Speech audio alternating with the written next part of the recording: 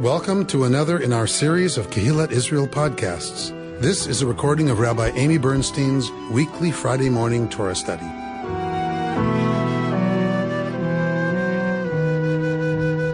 We are in Parshat Shelach Lecha this morning. We're in Numbers, the book of Numbers. And the minute we open the book of Numbers, chapter 1, verse 1, I'm waiting for this portion because I know this is what's coming. This is the moment that they lose it all, this generation. And I always feel a little sick to my stomach when we're going to start Shelach Lecha. And so it's hard when you know how the tragedy ends, to start reading it again. But this year, I'm feeling a little bit differently in terms of my relationship to this story. And usually I have focused, not usually, but sometimes I have focused with you when we're in this part of the story, this part of the Parsha, the first triennial reading. I have often focused on what is the big deal, right? Like, what's the failure? Why do they get such an incredibly harsh punishment? And that's often the question the rabbis ask. Many commentators ask that question. If you're unfamiliar with the story, you'll know in a minute what I'm talking about. But this year, many commentators jumped off the page in a different way to me. And some of it was brought to me by the Institute for Jewish Spirituality, which you should all check out. They have a free sit every day, and the meditation is guided towards the Parsha. So there's a little teaching before the meditation. And so many teachers are bringing forward a part of the story that I haven't always really focused on. So that's what we're going to do today. And that part of the story is really about perception. So rather than kind of the consequence, this year I really want to focus more on this whole idea of scouting, this whole idea of being sent to see, being sent to evaluate, and the perspective that each of these folks or groups of people bring back, and then what the people do with their perception. So here we are, chapter 13, verse 1 of the book of Numbers, starting the Parsha Shelach, although some people call it Shelach Lecha, because if you look at verse 2, those first words in Hebrew, Shelach Lecha. All right, so Vaydaber Adonai el Moshe limor, so God, something new and different. God speaks to Moshe, saying, Shlach lecha anashim, vayaturu et eretz Canaan asher ani noten livnei Israel, ish echad, limate avotav tishlechu kol nasi vahem. So send people, vayaturu et eretz Canaan, that they should scout the land of Canaan, which I'm giving to the Israelite people. Send one person, so you see where it says ish echad, one from each of their ancestral homes, right? The only ones that are going to be sent are chieftains. So if we look at this way of phrasing in verse 2, Shlach Lecha, we already see something interesting. So those of you who know Lech Lecha, when God speaks to Abraham and says to Abraham, go, it's this weird construction in Hebrew, Lech Lecha. Lecha means to you. So it doesn't really mean go to you. Of course, the spiritual tradition goes there. It's kind of this emphasis word, but it is an odd construction, referring back to the self in some way. And so the spiritual tradition goes here, obviously, is going to go there. Shlach lecha, send you to you, extend yourself. But the literal translation would be something more like, and there's commentary on this too, Shlach lecha anashim, send for yourselves scouts to scout the land of Canaan. Why? Why do they need to play with this? First of all, why does it need to be written like this? It is a little tangled. But the other question is, why do they need scouts? God has already said, this is a good land. This is a land flowing with milk and honey. God's been bragging about this place forever. And they remember this place. They're originally from this place, for the descendants of Abraham and Sarah, even though Abraham and Sarah are not from there, right? So why send scouts? And so that's one of the reasons everyone looks to this construction, Shelach Lecha Anashim.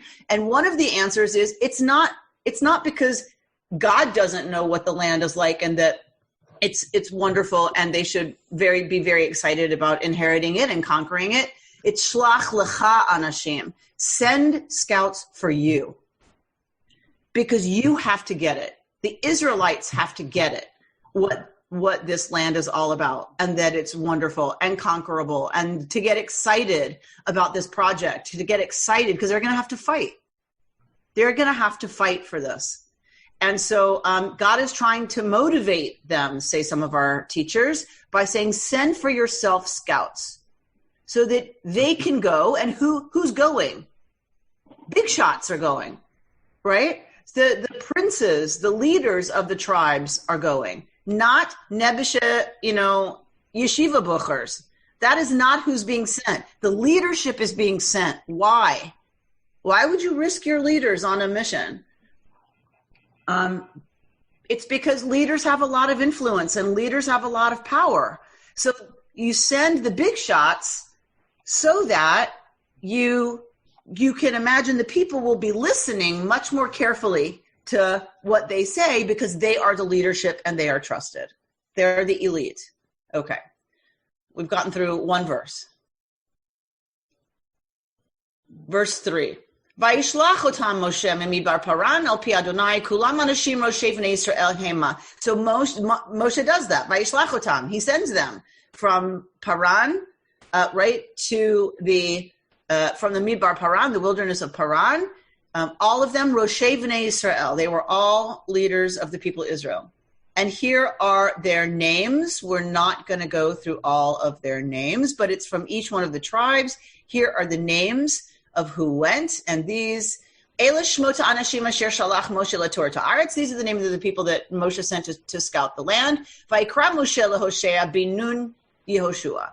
So, but Moshe changed the name of Hoshea to Yehoshua. So this guy, his name is Hoshea bin Nun, and Moshe changes his name to Yehoshua. We are not told why. Vayishlach otam Moshe LaTorah Ta'aretz Kna'an vayomer aleim alu ze b'negev v'alitem et hahar. So when Moshe sends them out to scout the land, he said to them, go up there into the Negev, to the Hahar, to where it's mountainous. Or item et haaretz, and you're to go and see and you're to go look, right? And see, mahi, what is she? What is it? This land. Ve'et ha'am hayoshev aleha, and the people that live on it, meaning on the land. Are they strong? Right? Are they few? Are they many? These are the questions they're supposed to go in with as they observe. Uma haaretz asher hu yoshev ba. And what about the land, the country that they live in? Are the towns they live in open or fortified? Is the soil rich or poor? Is it wooded or not? And take pains to bring back some of the fruit of the land. Now what happened, this is good news, to be the season of the first ripe grapes. Vaya'alu, and they went up. Vayaturu, and they scouted et haaretz, the land. Mimidbar Tzin ad Rechov levo Chamat. From the Midbar Tzin, the wilderness of Tzin, all the way to Rechov at a place called Levo Chamat. They went up into the Negev and came to Hebron, where Achiman, Sheshai, and Talmai, the Anakites, lived. Now, Hebron was founded 7 years before Tzon of Egypt. We're supposed to know something about that, but we don't, because we are not living 3,000 years ago. Vayavo ad Nachal Eshkol, so they come all the way to the Wadi Eshkol. A Nachal is a river, because I know Rita's going to go, wait a minute, Rabbi, that word is Nachal. That's a river. It's a river when it's running wet. When it's dry, it's a Wadi. So the English text is assuming that it's dry at this point. So they reach the Wadi Eshkol, and they cut down a branch with a single cluster of grapes. It was so big that it had to be borne on a carrying frame by two of them. and some pomegranates and figs. If you have seen the Kedem wine bottle, their label shows two guys carrying a huge cluster of grapes on poles. That is directly from this line of Torah, that the single cluster of grapes was so large it had to be carried on a frame by two people. All right. At the end of 40 days, Vayashuvu mitor haaretz miketz 40 yom. So they returned from scouting the land after 40 days. Of course it's 40 days, right? Like what else is it going to be? How do we know the time of completion is here? They've done a full and complete assessment. They've done a full job of it. How do we know? It's 40 days. So they come and they go right to Moshe, Aharon, and all the Israelite community, right? And they made their report, and they showed all the community the fruit of the land. Vayasaprulo, Vayomer, Banu el haaretz asher shalachtanu, v'gam zvat chalav udvashi v'zeh piryah. And they said, we went to the land that you told us to go to. It does indeed flow with milk and honey. And this is an example of its fruit. Milk and honey does not mean cow milk and bee honey. Milk and honey, this is about date honey. And this is about goat milk. So goat milk and date honey, what does that say? It says that this is a land that can sustain, if it's flowing with goat milk, it can sustain flocks. And these are semi-nomadic pastoralists, are people at this point who are moving into Israel. So they need a place that can support their flocks. And also date honey, if there's a lot of date honey, it means there's enough water that things will grow. That will feed people as well as shade and protect animals in the hot Middle Eastern sun. So we all know that things being green and produce growing, this is one of the main things that you need to be successful in a place in that region. And this is an example of her fruit. So they bring this huge cluster of grapes. So this should be good news. Everyone should be jumping up and down. This is great. This is so exciting. Flowing with milk and honey. It's amazing how big the grapes are. The pomegranates are fantastic. Oh my God, try the olives. You got to have some of the olives, right? They should just be so excited. But we get this word at the beginning of 28 that is our cue that this is all going to hell in a handbasket fast. What is that word? Ephes. What does Ephes literally mean in Hebrew? It means nothing, zero. Ephes is zero. So one of our commentators said, it's like you hit the delete key on the computer. Ephes, it just all goes away. Everything we just said, Ephes, you hit the delete key. So think that way when you see this word. It's an alarm word for us because they're saying good stuff. Now we know something else is coming. Ephes, but delete, delete, delete. The people who inhabit the country are powerful, and the cities are fortified and very large. Moreover, we saw the Anakites there! Exclamation, exclamation, exclamation. So Anak is the word used here. Anakites, we're not exactly sure, but it has something to do with giants. That these are, legendary, huge people. Amalek Yoshev Ba'aretz. Uh-oh. Who's this? 29, verse 29. Amalek is there. We know about Amalek, don't we? So, the people who attacked Israel from behind and they're vulnerable and they're aged and they're weak and they're sick. Amalek is there, right? And Hittites and Jebusites and Amorites. Then there's Canaanites by the sea, by the Jordan. And you can tell that they are trying to communicate how powerful the people of the region and their cities are. Vayahas Kalev et ha'am. And Caleb hushed the people before Moses. and said, let us by all means go up, and we shall gain possession of it, for we shall surely overcome it. So Caleb jumps in to hush the people.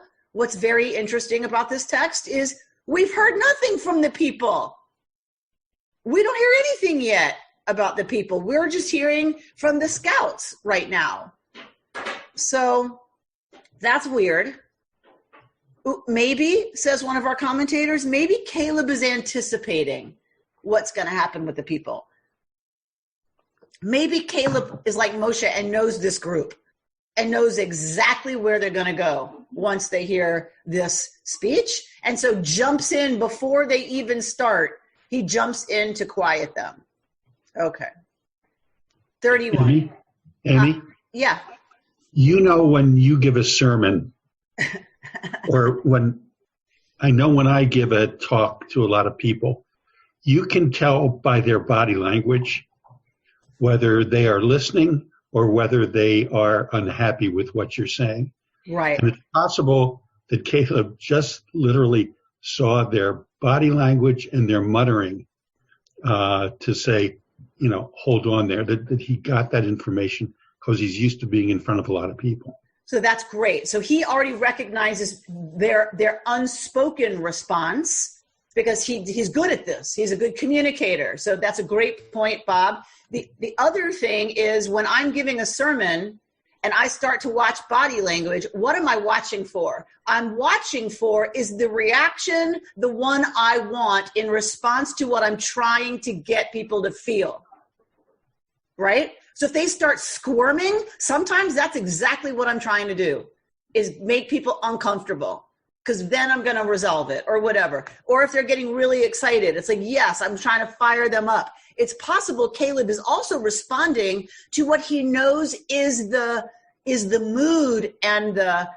the emotion and the frame of mind that the speakers are trying to put the people in. He recognizes their agenda by their tone, by what they're choosing to report on and not report on, using the word FS, but, and so it's possible Caleb, as a good communicator, both reads the crowd, but also reads the scouts and what these leaders are coming back and saying to the people. When he had such a different, right, he would have come back with a much different message. He can tell, wait a minute, this is not what we're supposed to be trying to do with them. So, but the guys who had gone up with him, right, said, we cannot attack that people, for it is stronger than we are. Chazakhu mimenu, too strong for us. And they spread calumnies. You got to love some of these translations. They spread calumnies about among the Israelites about the land that they had scouted, saying, the country that we traversed and scouted is one that devours its settlers. All the people that we saw in it are men of great size. Now, if you just take that statement on its face, how can that possibly both of those be true at the same time? If this is a land that devours its settlers, how can all the people living in the land be people of great size? That doesn't make any sense, right? So they're even internally contradicting themselves with their report. Visham, and they're not done. Visham, and there, Ra'inu et ha-Nephilim. We saw the Nephilim there. B'nai Anak, right? Mina Nephilim. The Anakites are part of the Nephilim people. V'nahi be'einenu kechagavim, v'chen hayinu be'einehem. And we looked like grasshoppers in our eyes. V'chen hayinu be'einehem, and so we were in their eyes, right? And so we looked like grasshoppers to ourselves next to them, and that's how we appeared in their eyes. Chapter 14, Vatisa kol ha'edah, vayitnu et kolam, vayibku ha'am balayla hahu, and the whole community broke out into loud cries, and the people wept all that night. And all the Israelites, here we go. Are we shocked, people? Look what happens next. All the Israelites railed against Moses and Aaron. What do we Jews do when we're unhappy or we're afraid or we're anxious? We turn on our leaders. And by the way, anthropologically speaking, oppressed peoples chew up and spit out their leaders. So all people that are suffering and feel marginalized and depressed, they turn on their leaders and they chew them up. It's kind of like they just project onto their leaders all of their own pain. If only we had died in the land of Egypt, the whole community shouted at them. Or if only we might die in this wilderness. Okay, right? What's their punishment? God says, you want to die in this wilderness? Done. Done and done. You want something to cry about? I'll give you something to cry about. You want to die in this midbar? No problem. Consider it done.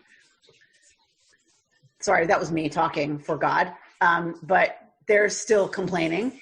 Verse 3, Vilama Adonai mevi otanu el eretz hazot linpol b'cherev. Why would God take us out into this land to fall by the sword?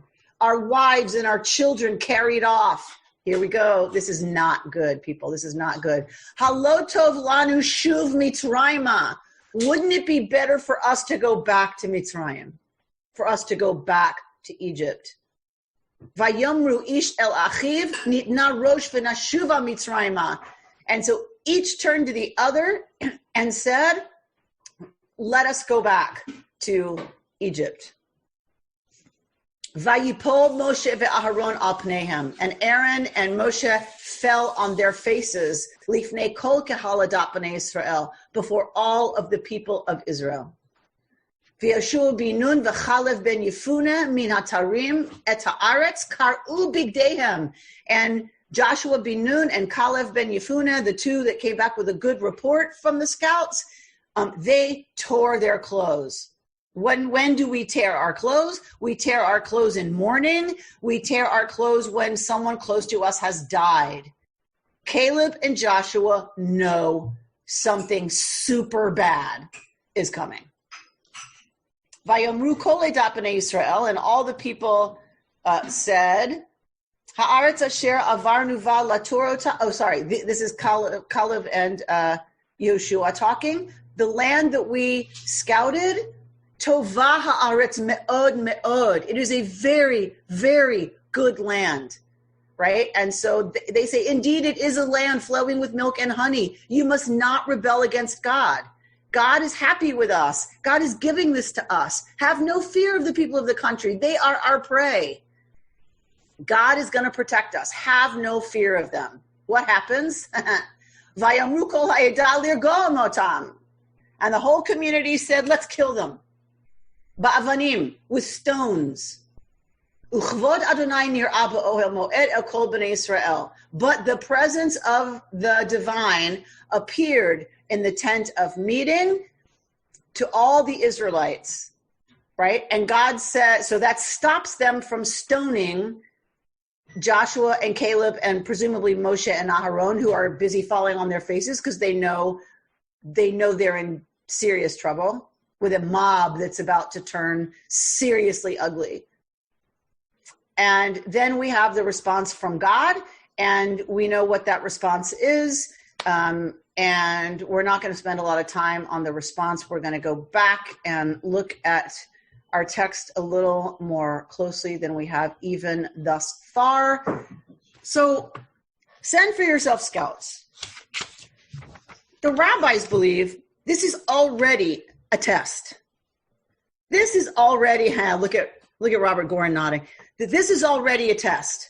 God is already testing them. I've promised you this land. I've told you it's going to be okay. I've told you, yes, you're going to need to fight. You're going to have to take some risk, and you're going to have to make a lot of effort on your side to achieve it. Yes, but I'm going to take care of it. I, the one who defeated Pharaoh and the entire Egyptian army and opened the sea for you. You remember that? That was me. That God, me, is going to take care of you beating up the Canaanites, all those people you just mentioned. No problem. Send for yourself scouts and check it out. Already, say the rabbis, God is testing them. And they fail the first test by saying, okay, right? They should have said, we don't need scouts. You've told us it's going to be okay. You've assured us we're going to be fine. You've assured us it's a land flowing with milk and honey. What do we need scouts for? Let's just go. So according to the rabbis, they fail the first test. I don't know what we want to say about a God who sets them up like that, but there you go.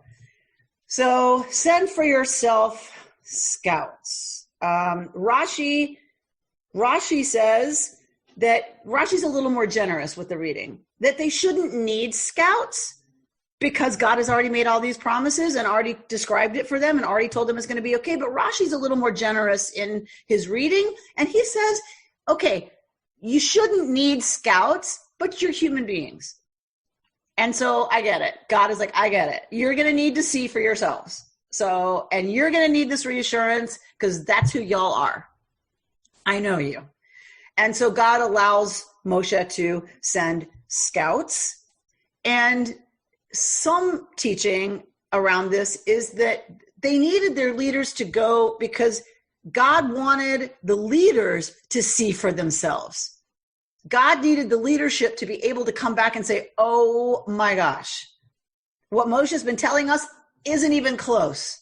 It is so amazing, right? And so just that excitement that comes back and lights up more excitement in the people is a different kind when you've got your leadership going and coming back all excited. You know what I mean? Like when the bus pulls up to the hotel in Israel and I'm like, oh my, and I go in and I come back out to the bus and go, this place is amazing. Everybody wakes up and gets a little more excited about schlepping their luggage right into the lobby. So it's contagious, right? The excitement of our leaders is contagious. When you see a brilliant orator talk, a politician that you love and you love their policies and you love what they're trying to accomplish, when they talk and they're all fired up, it's exciting and it gets us motivated. And so some of our interpreters want to say that's what's going on here. God knows how people work. And so God wants the leaders to get the people fired up and get them excited because they're going to have to fight. And these are slaves. And it's not easy for them. And God knows that and has compassion for that and says, okay, so send their leaders and let their leaders come back and get them all excited, right? Ramban, Nachmanides, a medieval Jewish mystic, Ramban says, no, that's really not what's going on here. What's going on here is God doesn't want the people relying on miracles. God doesn't want them relying on, don't worry, I'll take care of it. God wants them to have to figure some of this out for themselves. God wants them to be practical. God wants them to scout the land to say, okay, well, if we come in this way and we bring our troops up that way, like that they should start thinking strategically. They're going to have to figure out how to do this. God has assured them they're going to win, but they have to be involved in their own getting of the land. If they keep relying on God and God's miracles, that is going to set up a terrible, terrible situation, which is true. Think about it. I'm not going to take my kid to the hospital because I trust God. God will intervene. God will save my child. God will heal her. God forbid, right? So that kind of magic thinking about, well, God will fix this. God will do it. God will take care of it. God wants to wean them from that kind of thinking, because that's what happened with the plagues. That's what happened with the sea. That's what happened with Pharaoh and his army. So shouldn't that happen now? Isn't that how it's supposed to go? Isn't God supposed to just keep feeding us and doing miracles for us and giving us manna and making rainfall and making everything fine? No, that's not how it's going to be from now on, people. So this was the moment God starts to try to wean them off of that way of seeing the world and getting them involved.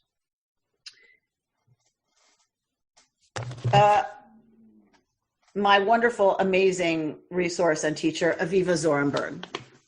I love her. You know how much I love her.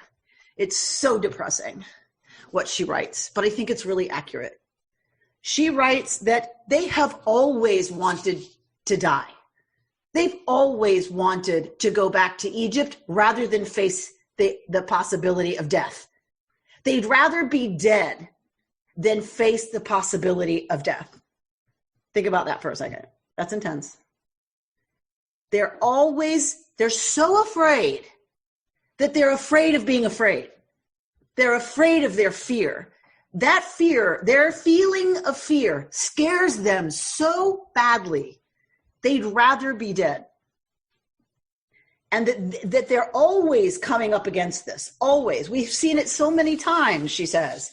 And she says, returning to Egypt is in effect a core fantasy of the people.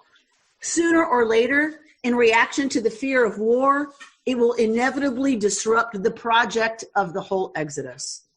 And indeed, when the people cry, let us appoint a leader and return to Egypt, they give a newly political expression to an old desire, till now never so fully articulated. Something has been waiting to crystallize. Even God's strategy, bringing them roundabouts, right? Remember, God leads them in the long way so that they don't see any war, because then God's afraid they're going to cut and run, has been able only to delay an inevitable crisis. The change of heart that God foresaw is realized in this moment in the story of the spies. The roots of the narrative therefore reach back into the past. Its impact is felt, moreover, far into the future. According to a classic Mishnah, this narrative is dated to guess what date? Anybody want to guess? Tisha B'Av, the 9th of Av. That's how big a moment this is. According to the Mishnah, this is the 9th of Av, because that is going to be the date throughout Jewish history that means catastrophe.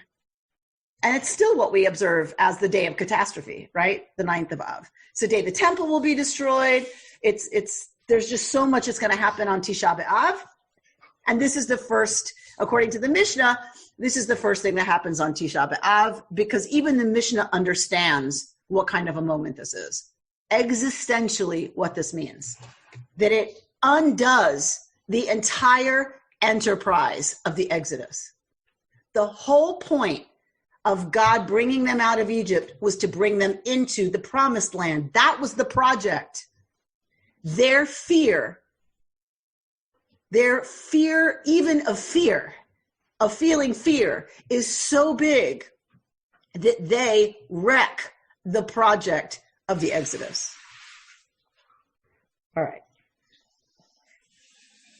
Anything so far? We good? Mehmet has his hand raised. I keep thinking about the scouts and how important they are in this critical time of the Jewish people. And I'm trying to figure out what qualities they might possess to go out there into this new land and bring back very important knowledge that will prepare the Jewish people into the next chapter of their history. And I think about today, the scouts, the leaders of our society, and nowadays it's probably the doctors who tell us how we have to prepare for this new chapter of uncertainty and unknowns and so much in our lives. And if you look at the society today, there is a bunch that discusses, that says, no, we don't want to wear the mask. And then the rest say, well, are you crazy? You're risking all of us. So knowledge and science, and they matter so much in these critical times. And the scouts, with the right qualities to assess the situation and to prepare large masses of humanity, they're so critical even today. That's what I keep thinking when we were reading the text. So thank you for that, Mehmet, because that's exactly why I want to focus on perception today, right? So the leaders have a huge responsibility in this moment. The leaders are the ones saying, okay, here's the science, people, right? Here's the science. The science is what the science is. The question is, how do the scouts perceive the science? Caleb and Yoshua come back and say, wear your masks. have everybody in your family wear masks, wash your hands, stop touching your face, wash your vegetables and fruits, and we will get through this. And it's going to be okay. We can manage this. We can flatten the curve. It's going to be okay. We'll find a vaccine eventually, right? Or there won't be enough hosts and the virus will dissipate because there just won't be enough hosts to sustain it, right? That's 2 of them. What did 10 of the scientists come back saying? This is an unprecedented coronavirus. We have no idea how to deal with this. This is absolutely something we've never seen before. This is, there's nothing we can do. Masks don't really help. That's garbage. Don't believe the other scientists. They don't know what they're talking about, right? So 10 of them came back, and their perception of what they saw, what they encountered, is translated to the people in terms of panic, reasons they should be afraid. So this is the responsibility. This is why God gets so mad, right? The character God in our story gets so angry because it's like, you totally ruined. You totally went back on your responsibility as a leader. You didn't wear your mask. Not only did you not come back wearing your mask to model for the people how to get through this, you told them they're all going to die. You told them it's pointless. It's useless. We can't fight this thing. It's an invisible enemy and we can't fight it, right? So they completely fall down on the leadership job. So you're 100% right. This story is in large part, the Scouts is about leadership. And what is the responsibility of our leaders? It's to inspire us. That's what God was sending them to do. And Moshe was counting on them to come back to do. And Caleb and Joshua were trying to do. They understood their obligations. And the others completely fell down on the leadership job. Let's say even they really were scared and they really didn't like what they saw. First of all, who did they go running to as soon as they got back? This is the other place the rabbis go. Who did they go running to? They went running to Moshe, Aharon, and who else? Kol Edat B'nai Israel, the entire people of Israel. If they were that flipped out by what they saw, what should they have done? Say the rabbis, again, a failure of leadership. They should have taken Moshe and Aharon aside and said, we need to have a conversation. We are seriously concerned about what we saw. And if we're really going to take this promised land, you need to go talk to the big one, that big thing that scares us at Sinai. You need to have another kind of conversation because we don't see a way for this to happen. But they didn't. They went right to the people. They went right to the people and paralyzed them. They gave this report that terrified the people. This, again, is a failure for the rabbis, a failure of leadership. Because even though a lot of it is factual, that their cities might be big, the people might be big there, right? It's another thing to call yourselves grasshoppers, right? And so we appeared to them. And in the Midrash, I just love it that in the Midrash, that's the moment God loses it. God loses it when they said, and so we appeared to them. Because God says, all right, you look like grasshoppers in your own eyes. Okay, whatever. There's nothing I can do about that. That's your self-perception. You have some self-esteem issues, whatever. But you're gonna say how you appeared to them? How do you know I didn't make you look like malachim, angels to them? How dare you? Out of your own fear and your own stuff, how dare you make assumptions about how someone else saw you? Now you're exaggerating. Now you're coming out of the crazy. Now you're coming out of slavery and oppression and pain. And that's where God draws the line in the Midrash. I find that very interesting, right? It's not at the report. It's not at any of that stuff. It's at the moment they say, and so we appeared to them. It's one thing for me to feel like a failure. It's one thing for me to feel like I can't do this. I'm not good enough.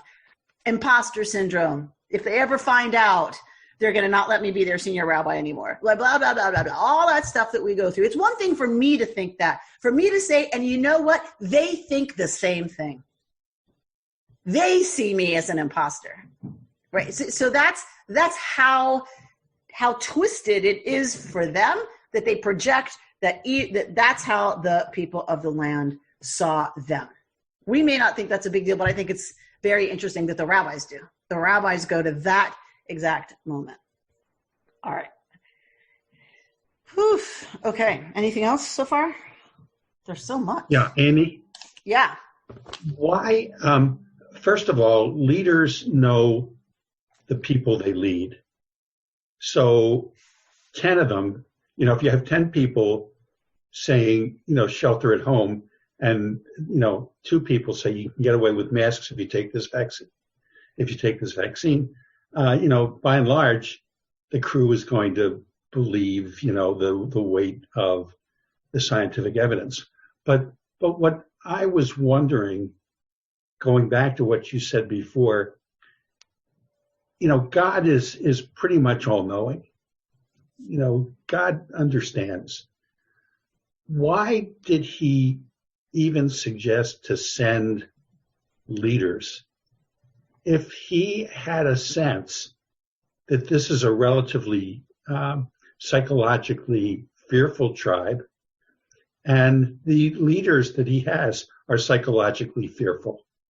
Why do that?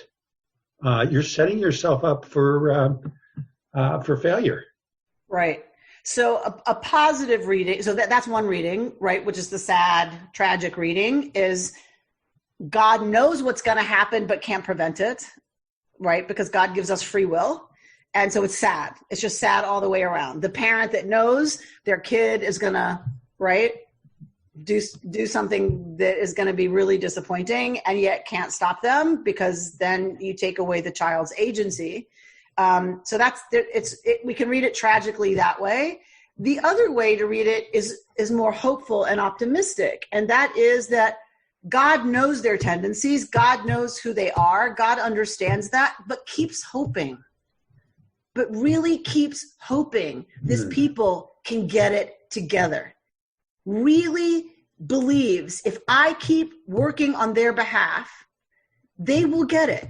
I'll give them Torah, I'll give them manna, I'll give them quail, I'll make their thirst. And if I just keep showing up as a loving, supportive parent, they will get it. And they will fledge and they will fly this time, right? And so I'm going to have them send their leaders, and they'll see how great this land is that I'm giving them. They'll see, and they'll come back and they'll excite their people. And then, God keeps, and it's tragic that way too. God keeps hoping, and they continue to disappoint. And in that sense, these are the times I feel bad for God in the Torah. If God is being hopeful, if God is setting them up, well, forget about it. But if God is truly hopeful that they're going to get it together in this final, push to take the promised land, I feel bad for God, because once again, they can't do it. And I'm somebody who these days, you know me, I change every year in relationship to the text.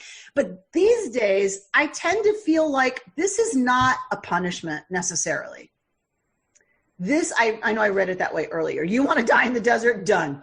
But I really think on some level, God finally gets it, that it's God that needs to change. God needs to quit believing that this people can do it. God needs to accept who this generation is. They are simply too broken by the experience of 400 years of slavery. They are simply not able to do it. And to leave that alone. Why do I keep expecting something from them that they absolutely cannot deliver clearly? And so God says, okay, I get it. This generation is going to live in the desert. And they'll die in the desert because they can't do it. And why would I keep pushing them to do something they clearly cannot do? And their children will be the ones who, I will stay with them. I'll be with them and we'll bring them into the promised land. And Caleb and Joshua do that. With God, they bring the people into the promised land. We don't see that at the end of Torah, because Torah is about the journey. Torah ends with Moshe looking at the promised land right from the other side of the Jordan. But if you read on, if you read the Hexateuch, if you read the sixth book of the last book of the Hexateuch is Joshua, right? So it's the taking of the land. It's the conquering of the land.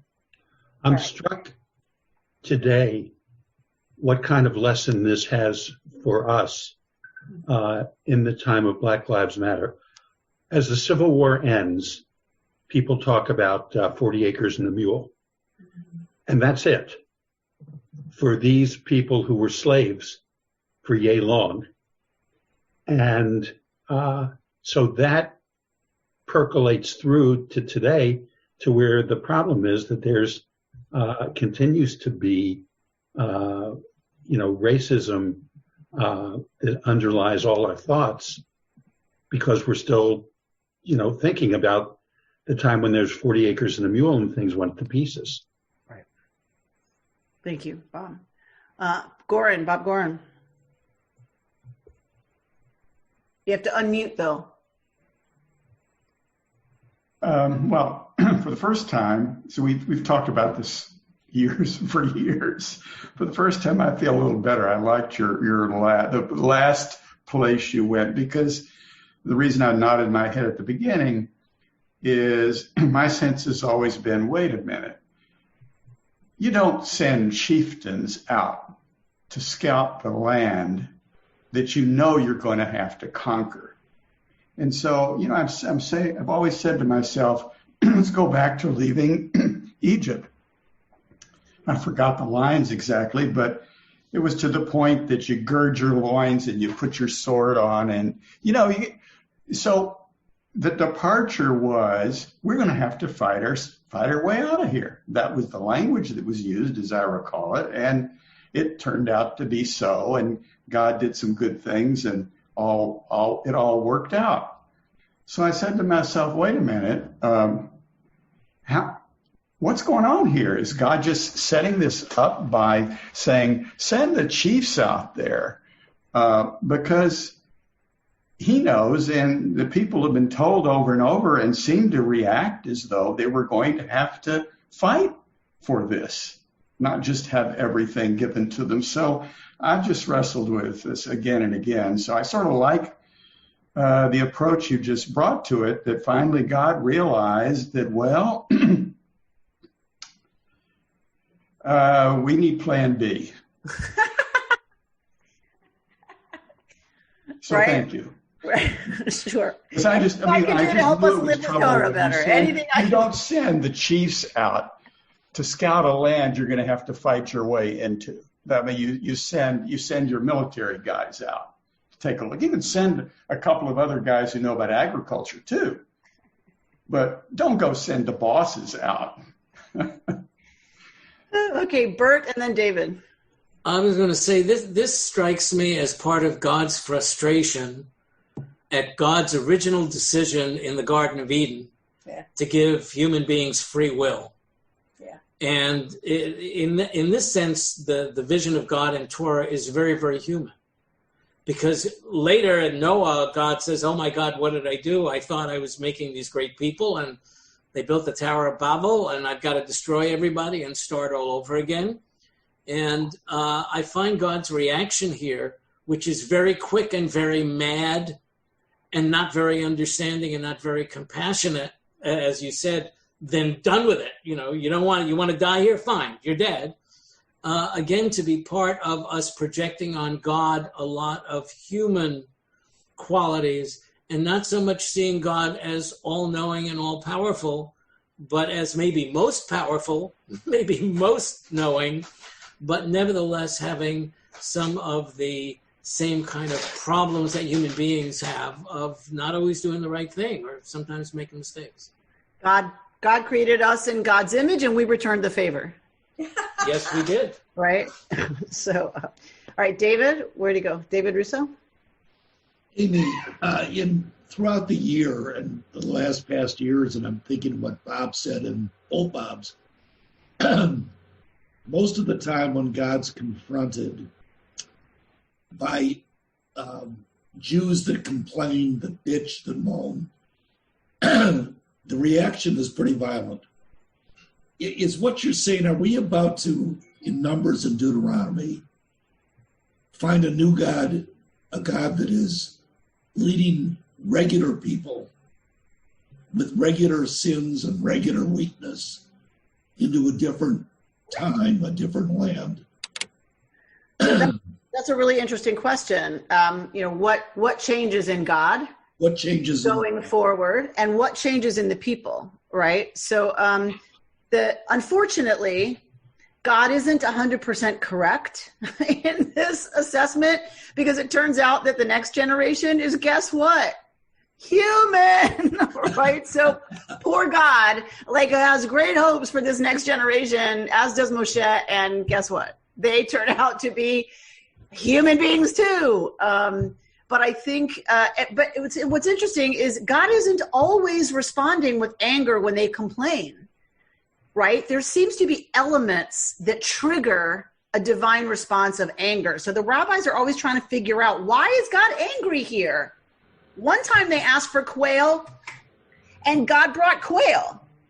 The next time they ask for quail and they complain, God says, you're going to get it till it's coming out of your nostrils. One time they don't have water, God says, talk to the rock, and the rock brings forth water. Hit the rock and the rock brings forth water. The next time, right, they complain about water and Moshe strikes the rock, God flips out. So that's why they're always looking for the rabbis. What is it that made God so angry here? Because God doesn't always get angry with their complaining. Sometimes God seems to get it and be the compassionate parent. So we have to kind of look at each situation of complaining to figure out what's the dynamic of the relationship that has God react so strongly. But in general, I think God expects a little less in some ways, but also is disappointed, right, with this next generation as well, with us, right? And so I want to go to us. Let's go to us. Did I lose you all? Are you still there? We're all here. Okay, good. Your pictures all went away completely. Okay. So it scared me. I don't like being alone without you. All right. So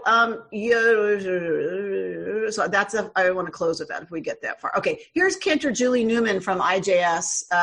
Teaching for IJS this week. I love this interpretation. She says, send yourself. Shelach Lecha really means send yourself. Extend yourself, and that this whole parsha, this whole story is about the capacity to perceive. God says to Moshe, send a person of stature from each tribe, right? And they're supposed to report what they see, what they perceive. And she talks about meditation, and she talks about practice as being scouting out our own inner landscape. And that this command that Moshe gives is really about observing intentionally, observing on purpose, and observing, in our case, when we're talking about mindfulness practice, non-judgmentally. Just assess, scout. And then remember, one of the directions they're given is mahi. Go find out mahi. What is it? What?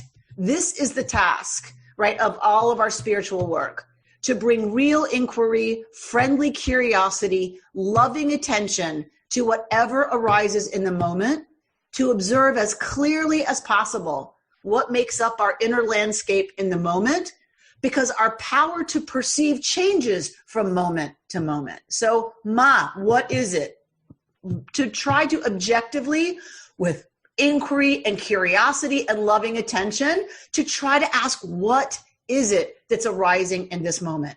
Not about how afraid I am of what it might be, not about how much I hate how it feels in my body, not I hope I'm feeling love and blah, blah, just really with open, curious, loving attention, can we just attend to what's rising in this moment? That's what this parsha, the spiritual message of this parsha, is coming to teach. That can we get our judgments off of everything and just mahi, what actually is it that's arising in the moment? And we have to do that every moment because our perception and our power to perceive changes from moment to moment. So the scouts come back, as we know, with very different reports, two very different perspectives. All right, she goes to the name of one of them. I thought this was fascinating. I've never heard this before. I don't know where she got this teaching, but that one of the scouts, we skipped over the names of the 10. One of them is named, apparently, Shamua ben Zakur. Shamua should already sound familiar to you. Shamua, Shin, Mem, Ayin, right? The root Shema, the root of Shema. Shin, Mem, Ayin, to listen, to hear. And Zachor, we know, is about memory. And she says, this is an aspect of us, Shamua ben Zakur. What is that aspect? The aspect in us that is listening always, that is hearing always, out of memory. Perception as coming from hearing the past, often a traumatic past, which narrows our perception. She was talking, I was typing, so you can tell how fast I was having to try to type to take down notes from what she was teaching. So hearing the past, often a traumatic past, narrows our perception of the present and the future. It's a limited capacity to see what's around us, to see the truth of the situation. It's intending to be protective, and maybe that was once useful and necessary. But so often now, it only covers up what is true. Like it keeps us from perceiving what's actually true. So this grown child, Shamua ben Zachor, this grown child of slavery, lives with the experience of oppression and the effects of suffering. Ooh, wrong spelling there. The self-protection that lives on in his habits of thought, of seeing danger exaggerated, of seeing possibility constricted, responding to the effects of living with the daily hostility of oppression in Egypt. These effects, she says, are also written in the body, in our blood pressure, in our heart health. And she went a little bit into Black Lives Matter and COVID in terms of how the body carries having been oppressed and having been, not given access to the kinds of medical care and preventive care and knowledge about preventive care that people of privilege have. Then she says, who does the positive report come from? The positive report comes from Kalev ben Yefuneh. Completely opposite perspective, completely opposite way of perceiving the same exact set of facts. Kalev ben Yefuneh. Lev is in his name, Kalev, right? Like the heart, Kalev, like the heart. Ben Yefuneh, I did not know this, that Yefuneh means cleared off, cleaned away. So she says Kalev brings to the situation balanced knowing, that our heart is in the center of our body, right? The center of our chest. Our heart is in the center. And if you look at the sphira, the map of the sphirot, the spherotic tree, the heart is also in the middle between chesed and gevura, this idea of balanced knowing, bringing together mind and heart, mind and body, because we know from studying Torah that according to biblical teaching, that the heart is the seat of knowledge and wisdom. So it's mind and heart, mind and body, discernment that is about equanimity, to see what's there, even when what we're seeing is uncomfortable, but without exaggerating it, without overreacting, without getting all panicked, without flipping out, right? To just see what's there, even if what we're seeing is uncomfortable. And this is, of course, the practice of mindfulness, that we sit with what is, with what comes up, without needing to get all involved in it. We're called to see ourselves with clarity and our part in systems with clarity, right? If we're talking about what's happening, right, in our society today. And like I said, Yefuneh, she says, means cleaned off, cleared away, a sense of discernment that's not clouded by habitual thought, a more expansive perception. She says, Shamua and Kalev saw the same thing, came back with two different reports. One came back with a hearing, a perception born of memory, and the other with a heart heard from a heart and a perspective born of clarity. We are both. Our perception and No idea what that word is. Capacity for perception is always changing. I mean, it fluctuates between these two poles, between these two perspectives all the time. Our hearing, our perceiving that comes out of our habitual fear, are usually out of pain, out of trauma and suffering, and our ability to perceive that comes out of being balanced, a really balanced discernment between heart and mind, an ability to just face what is, to see the truth. And as Pema Chodron, that amazing nun who teaches mindfulness practice, she says that we face what is, to see the truth as it is and hold our seats. That's the work of meditation, of mindfulness practice. Facing what arises in the moment. And I don't think it's just about meditation practice. I'm just bringing that to you as a spiritual teaching, but it's about everything. Can we perceive what is the truth and really hold like our perspectives open and with great curiosity and perceive what is and not flip, even if it's uncomfortable, that we can tolerate that discomfort, that we can tolerate holding what is and holding the truth. So two completely different perspectives. We bounce back and forth between them. The real work of becoming a mature, responsible adult, I believe, is a lot about noticing when that's happening. It's not about we're not going to do it anymore because now we're grown-ups and we've done our work and we've been in therapy. And that's not it. That's not the goal. The goal is to know when we're going to Shamua ben Zachor, when we're hearing out of that perspective or perceiving out of that perspective, and when and how to move ourselves more into a Kalev ben Yefuneh way of perceiving what's going on. You've been listening to Rabbi Amy Bernstein's Friday morning Torah study from Kehillat Israel in Pacific Palisades, California. For more information, go to our website, www.ourki.org.